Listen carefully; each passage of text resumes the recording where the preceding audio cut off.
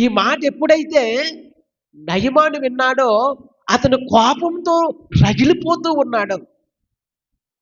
ఎంత దూరం ఎంతమంది మనుషులను తీసుకుని వచ్చి ప్రయాసపడి వస్తే యొర్దాను నదిలో మునగమని చెప్తావా?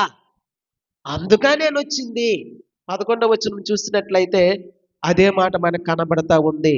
అందుకు నయమాను కోపము తెచ్చుకొని తిరిగిపోయి ఇట్లా నేను అతడు నా యొద్దకు వచ్చి నిలిచి తన దేవుడైన యెహోవా నామమును బట్టి తన చెయ్యి రోగముగా ఉన్న స్థలము మీద ఆడించి కుష్ఠరోగము మాన్పునని నేను అనుకుంటుని. చూడండి,